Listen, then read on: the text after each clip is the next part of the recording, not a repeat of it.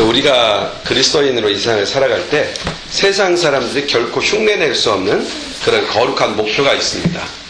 그러니까 세상 사람들은 흉내낼 수도 없는 것. 그 목표가 뭐냐면은 거룩한 삶이에요. 세상 사람들은 거룩한 삶, 이것과는 관심이 없죠. 성공하는 삶, 잘 되는 삶, 형통하는 삶, 이런 관심이 있는데, 거룩한 삶, 이거는 그리스도인만 갖고 있는 거죠. 거룩한 게 뭐예요? 영어로 홀리하다. 그러니까 죄와 상관없이, 죄 없이 살아가는 삶. 이런 삶이 그리스도인다움을 드러내는 삶이고 그리스도인의 삶에서 대단히 중요한 목표입니다.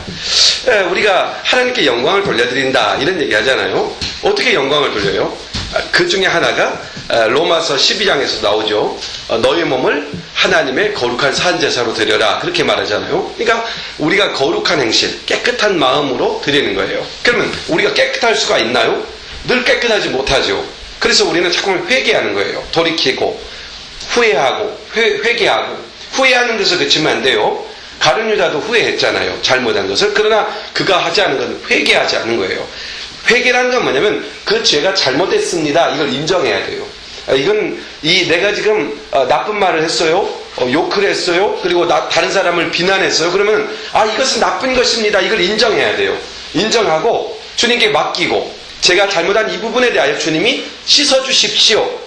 즉 내 죄가 이렇게 있으면 그것을 예수님한테 이렇게 딱 맡겨야 돼요. 여기까지가 회개예요. 그러면 주님께서 우리의 죄를 딱 끊어서 깨끗하게 해주세요. 이런 놀라운 약속을 갖고 있어요. 그래서 우리 그리스도인들에게 이 거룩한 삶이 가능한 겁니다.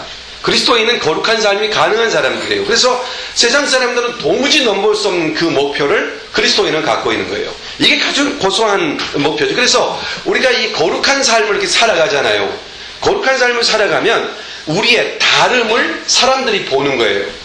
우리가 사는 방식이 거룩해요. 그러니까 다름을 봐요. 세상 사람들이 우리 그리스도인이 참 다르구나, 이 다름을 보게 되는 거죠. 그리고 더 나아가서 그로 인해 궁금해하는 거죠. 왜 다를까? 왜 그리스도인들은 왜 다를까? 이게 소망이 그들이 갖고 있는 어떤 소망, 그들의 삶의 목표, 그들이 뭘 기대하기 때문에 이런 거룩한 삶을 살아가나, 소망에 대한 궁금증이 일어나죠. 더 나아가서 이 거룩한 삶에 대하여 뭔가 안정감을 보게 돼요. 거룩한 삶이 가져오는 안정감, 평안함, 그 속에서 뭘 해요? 부러움을 사는 것이죠. 정돈된 삶, 뭔가 삶이 정돈되어 있는 삶, 이런 삶을 보는 거죠. 그래서 그런 사람을 매력적으로 보기 때문에 다가가고 싶은 거예요. 그리스도인의 거룩한 삶을 살아가면 사람들에게 매력있게 보이죠. 그래서 사람들이 다가가고 싶어하는 그런 마음을 갖게 해요. 때로는 그 다름 때문에 핍박하고 시기하고 질투하고 미워하는 것처럼 보이지만 마음으로는 그렇지 않아요. 상대편이 나를 시기하고 미워할지라도 마음속으로는 존경심을 가져요. 나도 그러고 싶은 마음을 갖게 돼요. 이게 크리스찬이 갖고 있는 고상한 삶이며 이게 그리스도인이 사는 목표예요. 거룩한 삶이 가져오는 아주 신비스러운 것들이죠. 오늘 본문에 나오는 이 고린도 교회, 골로새 교회가 나오죠. 이 골로새 교회는 어떤 교회냐? 우리가 생각할 때 골로새서를 바울이 골로새 교회가 편지하는 걸 보면서 골로새 교회에 대해서 바울이 잘 알고 있을 거라고 생각을 하죠. 그런데 실제로 이 골로새 교회는 바울이 세운 교회가 아니에요. 본래 이 바울 사도가 에베소라는 지역에서 복음전도 사역을 하고 있을 때 이 골로새 지역에 살던 에바브라라는 사람이 사업차 또는 직장 관계로 이 에베소에 잠깐 머물게 됐어요. 그때 그 에베소에서 누구를 만났냐면 바울 사도를 만난 거예요. 바울 사도가 전도하고 복음 가리키는 것을 듣고 그가 예수 그리스도를 믿기로 결정하고 종교를 개종하고 그리스도의 문화에 들어와서 바울로부터 가르침을 받고 양육을 받고 훈련을 받아요. 그리고 나서 그가 다시금 집으로 돌아갔어요. 골로새 교회로 돌아갔어요. 돌아가서 이 사람이 자기 집을 중심으로 해서 복음 전도하기 시작했어요. 그래서 세워진 교회가 에바브로 디도라고 하는 사람에 의하여 세워진 교회가 바로 골로새 교회예요. 그런데 이 바울 사도가 복음 전도를 하다가 핍박을 받으면서 다른 사람의 시기와 질투로 감옥에 갇히는 일이 있었죠. 빌립보에서 감옥에 갇힌 적이 있었죠. 그리고 또 예루살렘 와서도 또 복음 전한다는 이유로 포로를 잡혔고, 그로 인해서 로마까지 가게 됐고, 로마에서 감옥에 갇히는 그런 일이 벌어졌잖아요. 그 로마 감옥에서 갇혀 있을 때 골로새 교회에서 지도자로 사역하고 있던 이 에바브라디도가 바울을 문안하러, 바울을 위로하려고 그 로마 감옥을 방문하게 됩니다.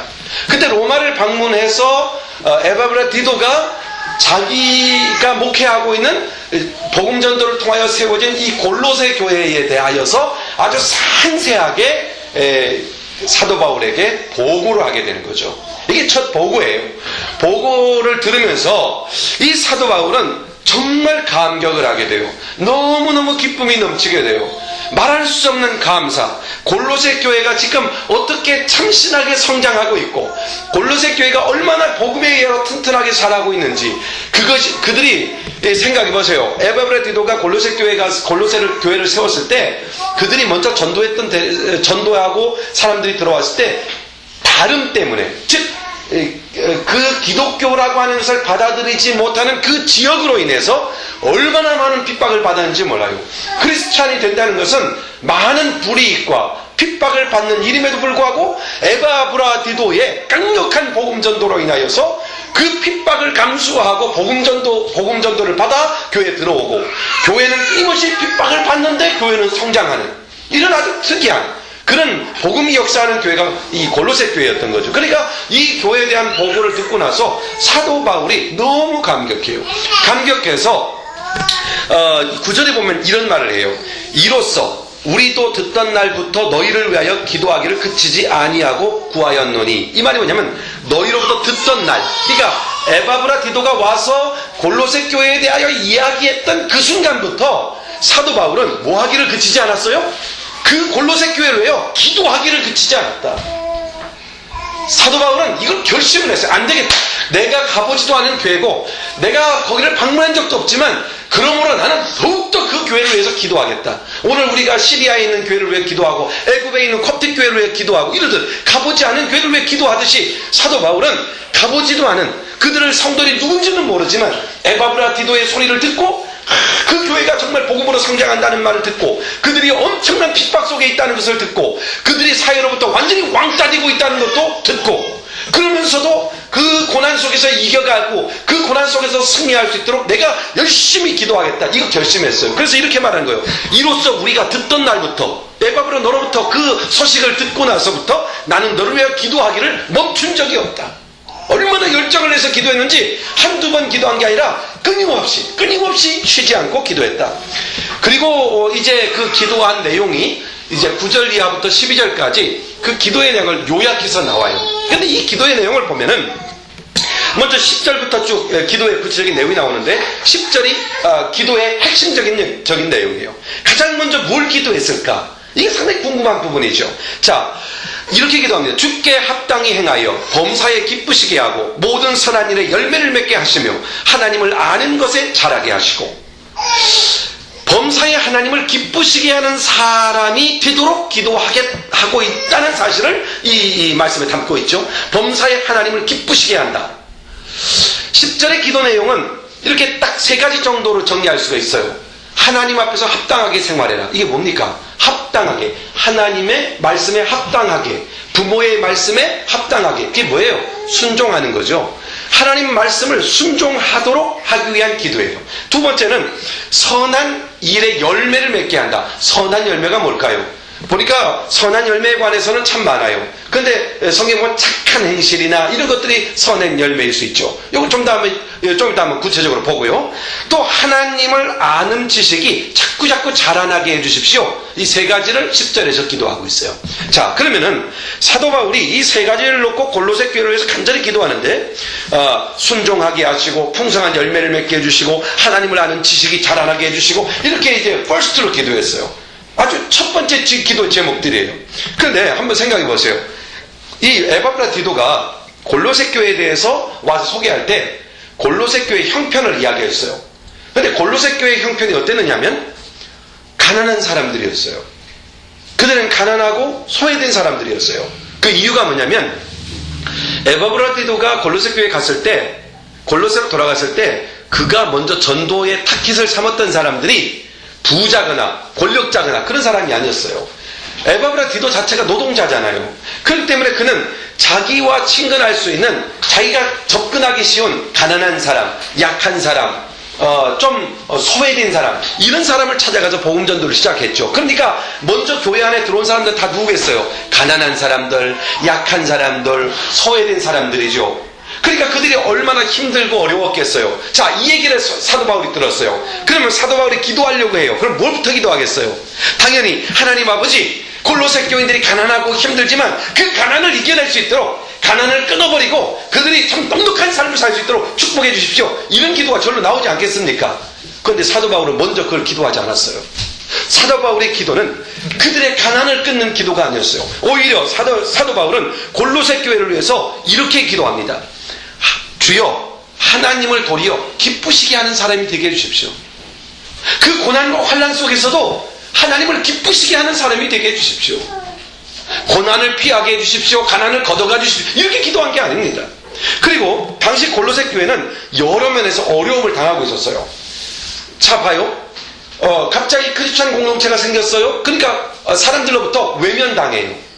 교회 다니는 사람은 거래도 안 해요. 막 뭘 팔고 사는 일도 막 소외시키려고 하고 막 그래요. 얼마나 힘들겠어요. 예전에는, 예수 믿기 전에는 수입이 100달러였다면 그런데 예수 믿고 나서는 50달러로 줄어버리는 이런 어려움이 왔어요, 실제적으로. 그리고 그들이 예수 믿는다는 이유 때문에 막 돌팔매질도 당하고 핍박도 당하고 이런 여러 가지 보이는 유무형의 고난을 받고 있었어요. 그러니까 이 얘기를 들었을 때 사도 바울이 얼마나 마음이 아팠겠어요. 그들이 고난과 고통을 들었어요. 지금 우리가 시리아에 있는 성도들 저 고통 들었을 때 우리가 먼저 기도할 때 지금 뭐라고 기도해요? 이 고난을 이기게 해주시고 이 고난에 핍박하는 모든 세력들을 주께서 물리쳐 주시고, 이렇게 기도하는 게 이게 인지상정 아닙니까? 사도 바울도 그렇게 기도했어야 되죠. 사도 바울은 그걸 기도하지 않았어요. 사도 바울은 오히려 뭐라고 기도합니까? 이렇게 말합니다. 주여, 골로새 교인들이 그런 어려운 상황 속에서도 범사에 하나님을 기쁘시게 해주십시오. 하나님을 기쁘시게 하는 사람, 그리고 거룩한 하나님의 자녀답게 나오는 모습을, 그 품위를 지키게 해주십시오. 이렇게 기도하고 있습니다. 거룩함, 하나님을 기쁘시게 하는 것, 이게 그 어떤 기도 제목보다 우선된다는 것을 사도 바울은 분명하게 알려주고 싶었던 거예요. 이 사실을 우리는 알아야 돼요. 우리도 이 사실을 분명히 알아야 돼요. 사도 바울의 첫 기도 제목은 뭐예요? 하나님을 기쁘시게 하는 것, 거룩한 하나님의 자녀들로 나오는 것. 지금 우리가 가장 필요한 기도, 우리가 엎드려서 가장 먼저 뭘 기도할까 이런 생각하잖아요. 엎드려 기도를 시작해요. 내가 뭘 기도하지? 그래서 문제들을 떠올려요. 나는 많은 문제들이 있어요. 나는 기도할 게 이렇게 참 많아요. 기도의 제목들을 많이 적어요. 그 기도해야죠. 그 기도해야 되는 거예요. 당연히 그 기도해야 돼요. 그러나 우선순위에 있어서 우리는 분명히 알아야 돼요. 우리 그리스도인은 이 세상의 삶에서 잘 되는 것보다 훨씬 더 중요한 고상한 목표를 갖고 있어요. 그게 뭡니까? 거룩함이라고 그랬죠. 죄와 단절된 삶이에요. 내가 아무리 이 세상에서 뭔가를 얻고자 하더라도 죄와 타협되는 것이라면 옳지 않은 거예요. 그러므로 죄와 단절된 거룩한 삶을 구하는 거예요. 그리고 또 하나는 우리가 이 땅에 왜 있습니까? 하나님의 기쁘심, 하나님께 영광을 돌리기 위해서 있는 거죠. 그러므로 하나님을 기쁘시게 하는 것이냐, 내가 어떻게 하나님을 기쁘시게 할까, 이게 우리의 기도의 제목이라고 하는 것이죠. 사도 바울은 바로 그것을 명확하게 우리에게 가르쳐 주고 있는 거예요. 그런 면에서 우리도 가장 먼저 필요한 기도가 뭘까? 내게 가장 먼저 해야 될 기도가 뭘까? 당연히 자녀다운, 하나님의 자녀다운 거룩함을 지니는 거예요. 당연히 하나님을 범사에 모든 일을 하는 데서, 공부를 하든 일을 하든 산책을 하든 어떤 일을 하든 간에 하나님을 기쁘시게 하는 것, 이게 first라는 거예요. 이게 우리의 기도 제목의 먼저 우선순위라는 거죠. 바로 이것이 우리가 간구해야 될 아주 중요한 기도의 제목이라는 겁니다. 그러므로 이 기도를 그치지 않겠다고 하는 결심, 열심, 의지를 분명히 해야 돼요. 이 기도가 나의 첫 번째 기도다. 그러면 10절로 다시 한번 돌아가서 우리가 하나님을 기쁘시게 하는 것이 무엇인가를 한번 구체적으로 한번 볼 필요가 있어요. 하나님을 기쁘시게 한다는 것. 하나님을 기쁘시게 하는 것은 오늘 10절 마지막 부분에 보면 하나님을 아는 것에서 자라가라 그랬죠. 하나님을 아는 것에서 자라가라. 주여, 저는 하나님을 더 알기 원합니다. 하나님을 모르고 어떻게 하나님을 기쁘게 합니까? 오늘 그 첫 찬송하고 딱 맞아떨어지죠. 예수도 알기 원합니다. 하나님을 아는 것, 하나님을 아는 지식, 여기서 자라가야 된다는 얘기예요. 하나님을 아는 지식에서 자라간다. 하나님을 어떻게 알아요? 하나님을 어떻게 알지? 그분은 무궁하시고 무한하시고 창조자이시고 참 초월에 계시고 우리 안에 내재해 계신다고 하지만 도무지 감당 못할 분이시고 어떻게 그분을 알아가요? 도무지 알아갈 수 없는 분이죠. 그런데 사도 바울은 기도할 때 뭘 기도합니까? 하나님을 아는 것에서 자라가게 하시고 그랬어요. 하나님을 아는 것에서 자라간다, 자란다. 이게 무슨 뜻일까요? 하나님을 아는 것에서 자란다. 한 번에 하나님을 다 알 수 없다는 얘기겠죠. 또 하나님은 그렇게 알 수도 없고요. 그렇다면 하나님을 어떻게 합니까? 하나님이 누구신지를 계시하고 있는 하나님의 말씀밖에 없죠. 그러니까 이런 겁니다. 하나님의 말씀을 배우며 기도하며 성령의 인도함을 따라서 조금씩 하나님을 아는 지식을 넓혀가는 일을 조금 더 멈추지 말아라 그래요. 멈추지 않아요. 자라간다는 말은 멈추지 말고 끊임없이 하나님을 탐구하고 하나님을 기대하고 하나님을 묵상하고 하나님을 알아가는 거예요. 그래서 하나님을 아는 지식이 자란다는 말은 하나님이 어떤 분이신지 말씀을 통해 배워서 아는 것을 말하고 더 나아가서 말씀으로 배운 그 하나님이 어떤 하나님이다라는 것을 알았다면, 내가 그걸 알았다면 그 하나님을 경험함으로써, 아는 하나님을 그저 지식으로 아는 것이 아니라 지식으로 알게 된 그 하나님을 내가 직접 경험함으로써, 그 약속을 경험함으로써 하나님을 인격적으로 알아가는 상태를 말하는 거예요. 하나님을 인격적으로 알아가는. 그러니까 이것을 이렇게 표현할 수 있죠. 하나님을 경험하는 삶, 하나님의 약속을 현실 속에서 누리며 사는 삶, 또는 함께 하시는 하나님의 은혜를 세상에서 거침없이 하나님의 은혜로 이 땅을 살아가는. 그래서 고난 속에서 하나님이 어떻게 나를 도우시는가, 이런 곤란한 상황에서 하나님이 어떻게 나에게 지혜를 주시고 나를 이끌어 가시는가에 대하여 경험하고 체험함으로써 하나님은 이런 분이시구나, 하나님은 나에게서 그런 분이시구나, 이걸 알아가는 것이죠. 이 하나님을 아는 지식이 날마다 쌓이고 가야 된다는 거예요. 내가 이전에 알고 있는 하나님으로 오늘을 사는 것이 아니라 이전에 알고 있는 하나님, 그리고 지금 나와 함께 하시는 그 하나님, 그래서 끊임없이 하나님을 알아감, 이것이 바로 우리들의 삶이어야 한다, 이렇게 가르치는 겁니다. 약간 이것이 추상적인 말일 수 있어요. 그러나 이것은 사실적인 거죠. 왜냐하면 우리의 삶 속에서 늘 기도하라고 그러잖아요. 조그만 일에도 기도하잖아요. 그 기도에 대하여 응답하시는 하나님을 경험하는 것, 이것이 바로 하나님을 알아가는 것이다, 이렇게 말할 수가 있는 거죠. 우리가 하나님에 대하여 잘 모르지만 이렇게 경험을 통해 하나님을 알아가다 보면 어떤 유익을 갖게 되냐면, 하나님을 아는 지식이 이렇게 차오르게 되죠. 이렇게 차올라서 어느 수준에 되면 어떤 일을 딱 당면했을 때 하나님을 아는 지식이 그 일을 어떻게 해야 되는가라고 하는 분별할 수 있는 능력을 주고, 옳고 그름을 판단하게 하고, 그리고 하나님의 뜻을 바로 선택할 수 있게 하는 거예요. 그래서 하나님을 아는 지식이 자라나지 못하면 경건한 삶을 못 살아요. 하나님의 아는 지식이 자라나지 못하면 하나님의 뜻을 분별하지 못하게 되죠. 끊임없이 하나님을 아는 지식에 이르러야 한다고 하는 것은 하나님을 끊임없이 경험해야 된다, 하나님의 약속을 붙잡고 그 약속이 어떻게 이루어지는가를 봐야 된다는 거죠. 그러므로 하나님을 아는 지식이 자라면 자랄수록 하나님 중심의 삶을 살게 되고 그것을 승리하는 삶이다, 이렇게 정리할 수가 있는 것이죠. 자, 그리고 더 나아가서 그러면 하나님께서 기뻐하시는 것은 하나님을 아는 지식을 날마다 더해가는 거라고 그랬어요. 자, 그걸 기뻐하세요. 그리고 또 하나님을 아는 지식이 어떤 게 있을까요? 하나님을 기쁘시게 하는 것, 그것은 하나님의 말씀에 순종하는 거예요. 하나님의 말씀을 순종하는 거, 이거 기쁘게 하는 거죠. 자, 여기 주께 합당하게 행하라 그러죠. 주께 합당하게 행한다. 10절 초반에 나오죠. 그러면 주께 합당하게 행한다고 할 때 이게 뭡니까? 순종이에요. 하나님의 말씀에 합당하도록 그 말씀 그대로를 행동으로 옮겨가는 것. 이게 합당히 행하는 거죠. 순종이에요. 순종. 자, 그런데 우리가 이 사실을 알아야 돼요. 우리 하나님께서는 우리에게 이런 표현을 종종 써요. 산자의 하나님이다. 산자, 살아있는 사람의 하나님이다. 그런 뜻이죠. 살아있는 사람의 하나님이에요. 그러니까 하나님 안에 모든 사람이 살아있느니라, 이런 표현도 쓰세요. 그러니까 살아있는 자, 살아있다, 이게 중요하죠. 그러니까 우리가 여기 살아있다는 것은 다른 말로 이런 거예요. 믿음이 살아있다, 이런 표현으로도 가능해요. 그 믿음이 살아있다. 살아있는 믿음, 살아있는 산자의 믿음. 내가 예수님을 믿습니다. 그런데 그 믿음이 죽은 믿음이 있다는 거예요. 근데 살아있는 믿음이 있다는 거예요. 그러니까 죽은 믿음으로 살지 말고 살아있는 믿음, 산 믿음을 가지고 살아라. 그런데 이 야고보 사도는 그걸 가리켜 뭐라고 그래요? 행함이 있는 믿음이다. 이게 살아있는 믿음이다. 이렇게 말하잖아요. 이게 역시 순종이죠. 살아있는 믿음, 산 믿음. 바로 이게 중요하죠. 그럼 살아있는 믿음이 뭘까요? 이렇게 정리하면 돼요. 자, 봐요.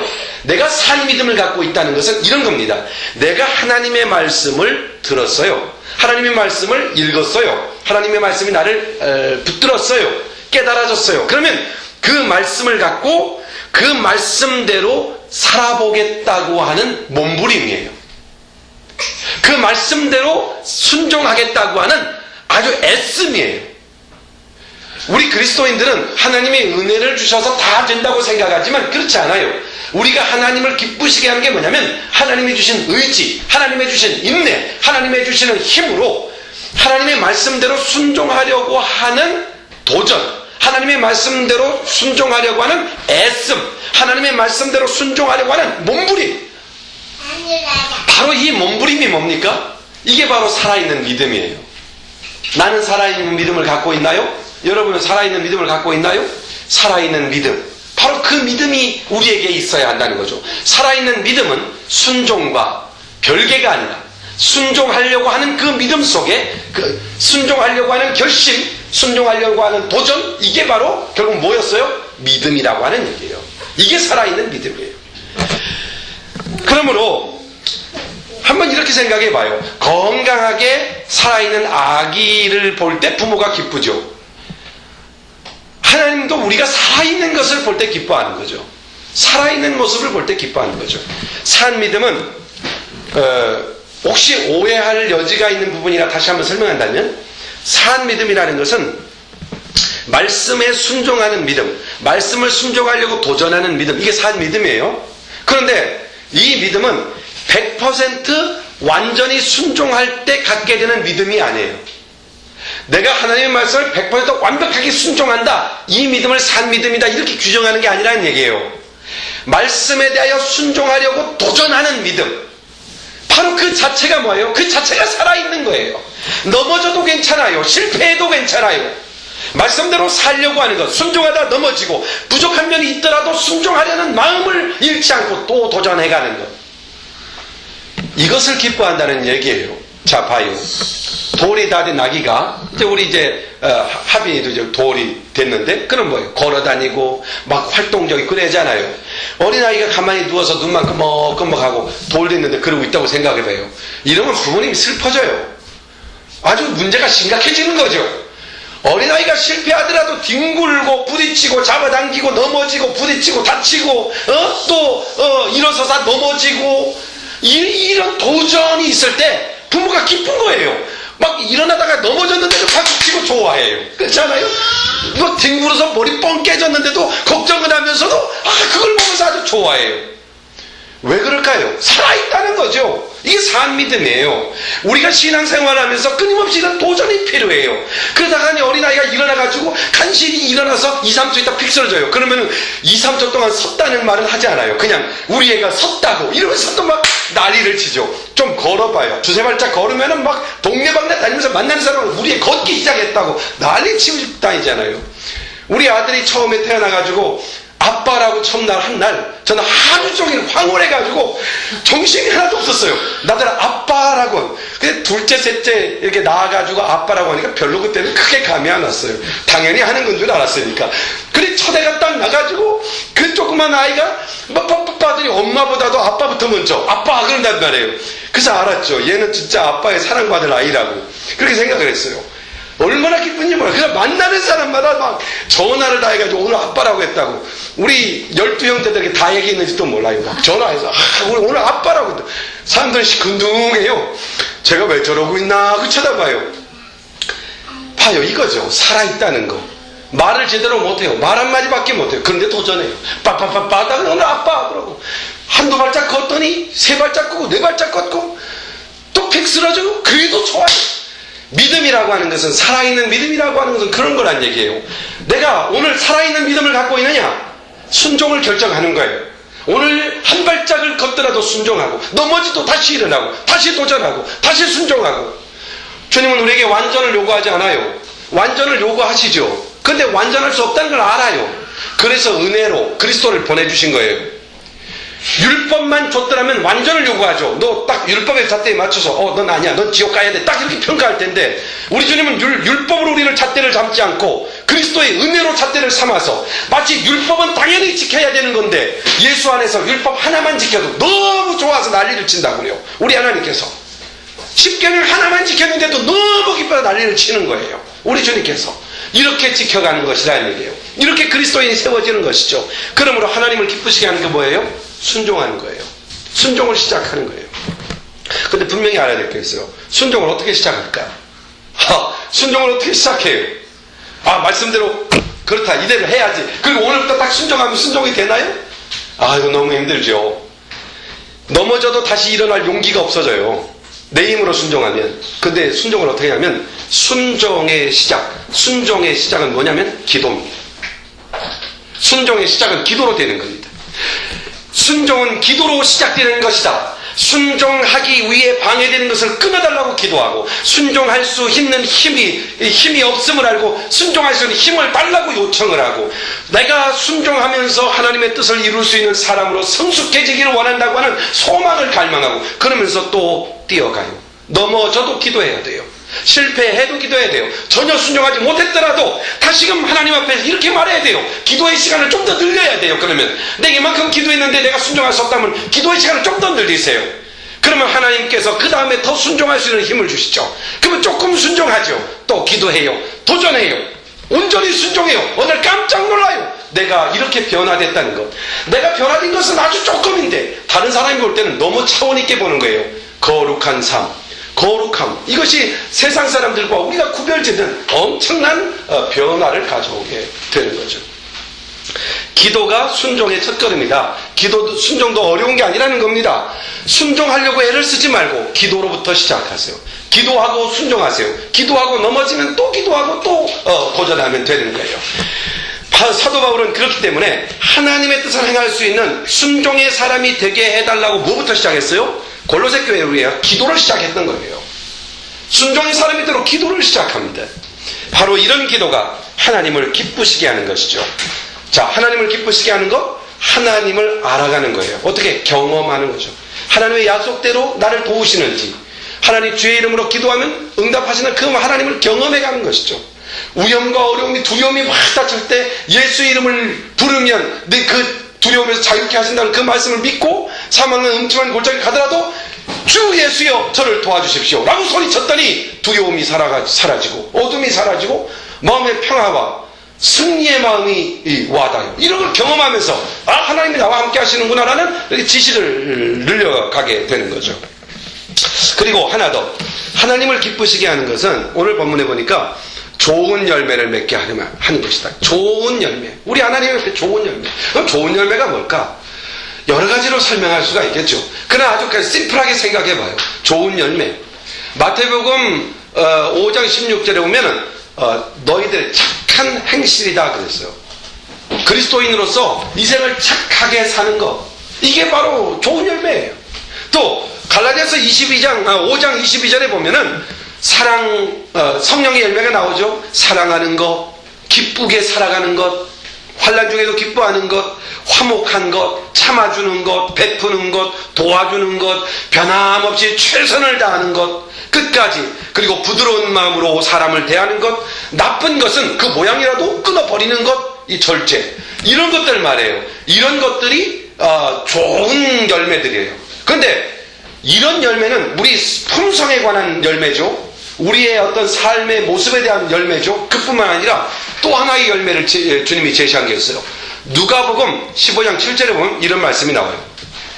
내가 너에게 이르노니 이와 같이 죄인 하나가 회개하면 하늘에서는 회개할 것이 없는 의인 99을 인하여 기뻐하는 것보다 더하리라.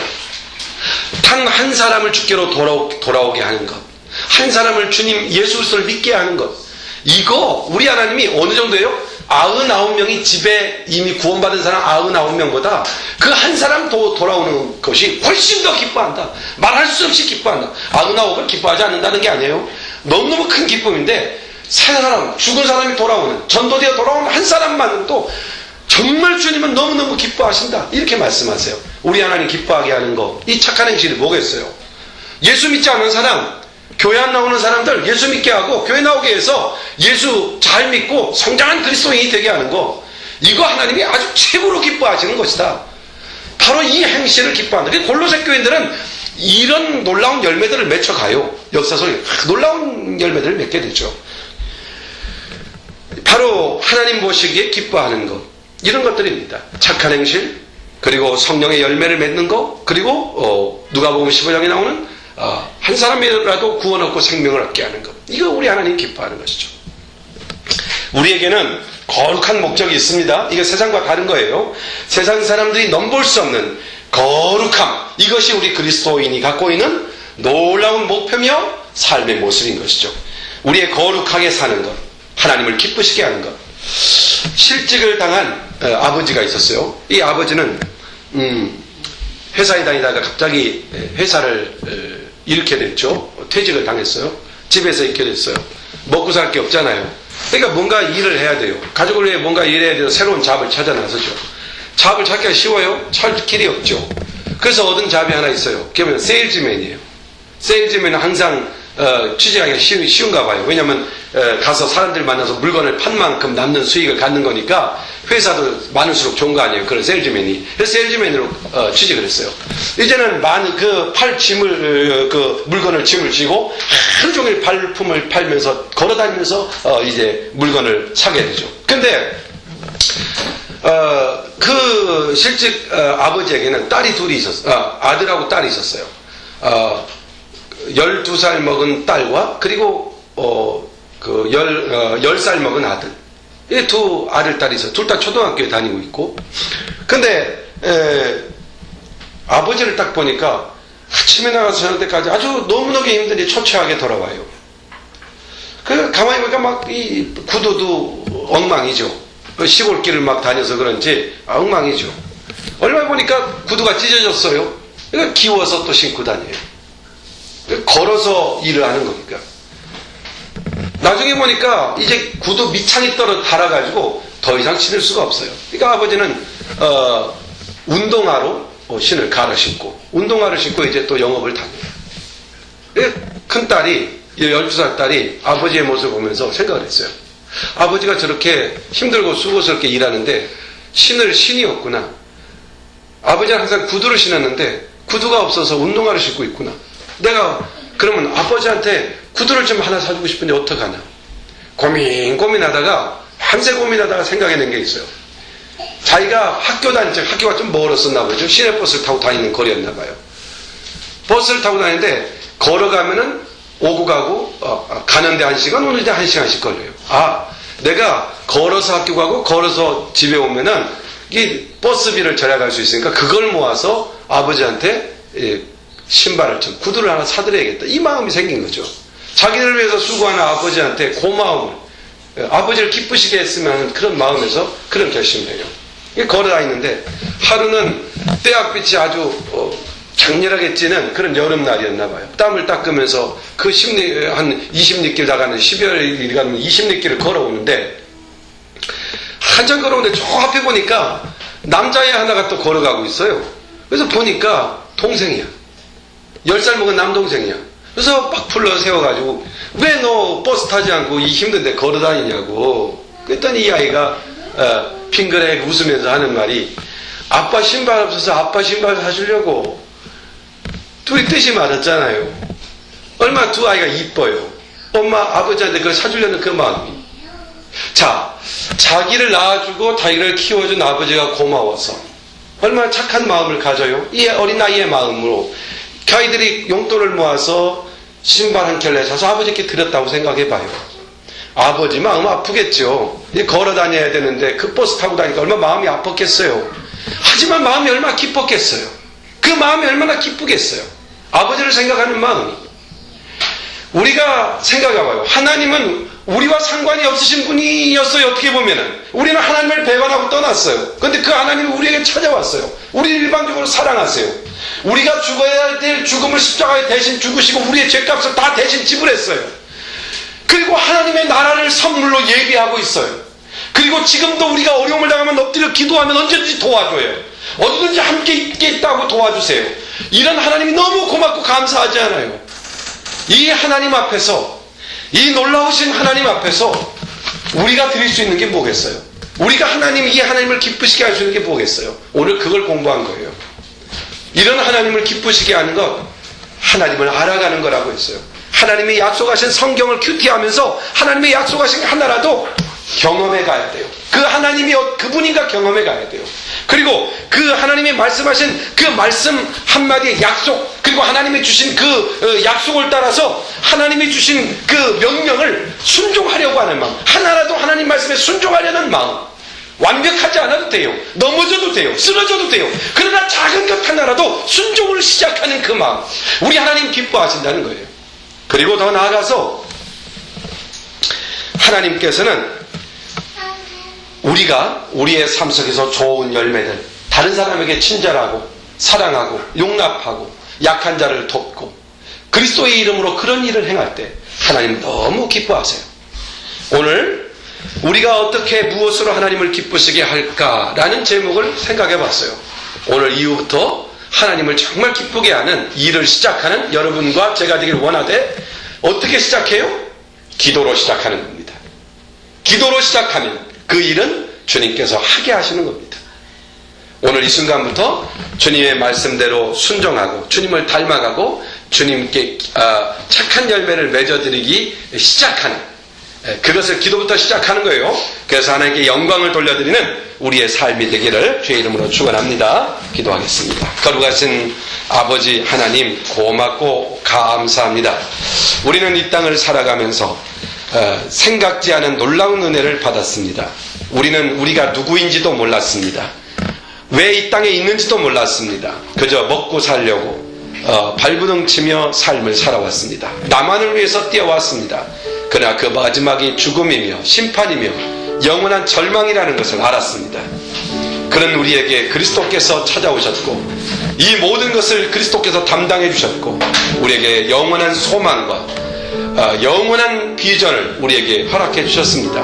오 주님, 이 놀라운 사랑을 베풀어 주신 하나님 아버지와 그리고 그리스도 예수의 그 놀라우신 희생과 우리 안에 거주하시는 성령 하나님의 인도하심에 감사하는 마음으로 어떻게 하면 성삼위 하나님을 기쁘시게 할까 생각하며 살아가게 하시되 주님의 말씀을 순종하기로 결심하고 또 하나님이 어떤 분이신가를 알아가기를 힘쓰며 그리고 하나님이 명령하신 것을 따라서 선하고 착한 열매를 맺어드림으로써 하나님을 기쁘시게 하기로 결정합니다. 우리는 힘이 없고 능력이 없어 그 일을 행할 능력이 없지만 엎드려 기도를 시작합니다. 기도할 때 힘을 주셔서 승리하는 우리의 삶이 되게 하여 주옵소서. 감사하며 예수님의 이름으로 기도하옵나이다. 아멘. 아멘. 우리 찬송가 가사를 생각하면서